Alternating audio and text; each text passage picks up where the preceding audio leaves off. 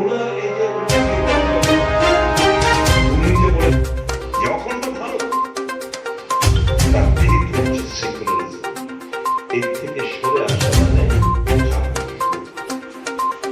বলছে কাগজে ভারে গ্যাস খাবো।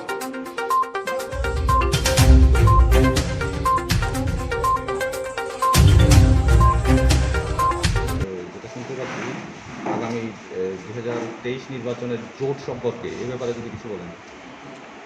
জোর তো হবেই। জোটের অবয়বটা ভারতীয় জনতা পার্টিকে হারাতে গিয়ে আমাদের যা যা করণীয়, যে জোটটা করলে ভারতীয় জনতা পার্টি হারবে, আমরা সেরকমভাবেই আমাদের হবে।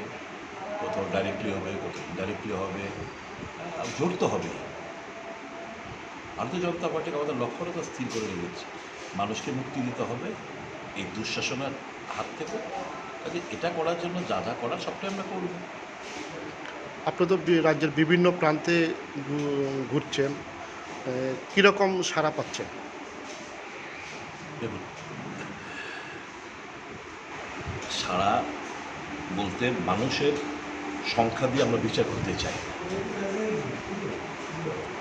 সংখ্যা দিয়ে বিচার করলে তো বলতে হবে যে না, সেরকম সাড়া আমরা পাচ্ছি। আমি যে নির্বাচনে জয়লাভ করলাম, আমার বিধানসভা কেন্দ্রে 100 থেকে 150 কর্মী ছিল। 100 থেকে 150 কর্মী দিয়ে আমার উপনির্বাচনে আমি জয়লাভ করেছি। সবাই সাহস নিয়ে সামনে আসতে চাইছেন, ওই সময় চাইছিল না, কিন্তু আমার একটা বিশ্বাস ছিল মানুষকে যে সুযোগ করে দিই ভোট দেওয়ার জন্য, মানুষ ঢেলে আমাকে সুযোগ আমি করে দিতে পেরেছিলাম। আশিসবাবু এলাকায় পুলিশ প্রশাসন সহযোগিতা করেননি, ওনার সাথে 56 ভোট মানুষ বিজেপির এলাকা দিয়েছে। সারা রাজ্যের থেকে লোক যে স্কোপটা আমার এখানে পাইনি। মানুষ সারা এগিয়ে বুঝবেন না, একটা জিনিস বলতে পারি, মানুষ এটুকু বলতে পারি, আমাদের মানুষের সাথে আত্মিক সম্পর্কটা আমরা বুঝি, মানুষের মনটা রিড করতে পারি। মানুষ এই হায়নাদের হাত থেকে, দুঃশাসনের সরকার থেকে মানুষ মুক্তি পেতে চাইছে, এবং এটা উপলব্ধি করছে এটা একমাত্র কংগ্রেসই দিতে পারে। এটা তো ভীরুর দল। এই দলের ইতিহাস অতীত যদি ঘাটেন, স্বাধীনতা আন্দোলনের সময় এরা তো আত্মসমর্পণকারী দল। এরা তো ক্ষমা চেয়ে চিঠি লেখার দল। এরা তো গোপন তথ্য পাচারকারীর দল। এরা তো পঞ্চম বাহিনীর দল। যারা স্বাধীনতা আন্দোলনে কোনো ভূমিকা নেই, তারা হয়ে গেছে এখন সাংঘাতিক বড় দেশপ্রেম এর দল।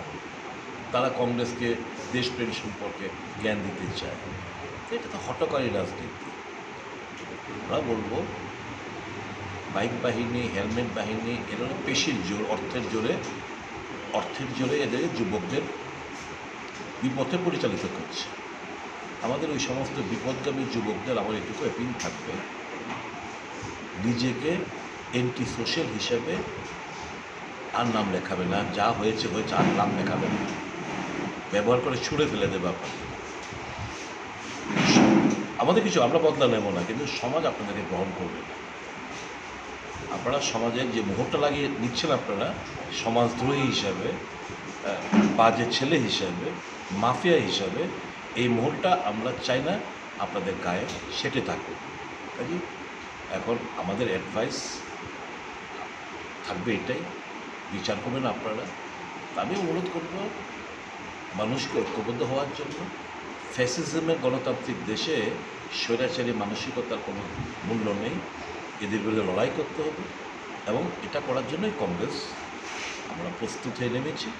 আগামী দিন এই লড়াই সংগ্রামের মাধ্যমে মানুষকে ঐক্যবদ্ধ করে আমরা আমাদের গন্তব্যস্থলে আমরা পৌঁছতে চাই।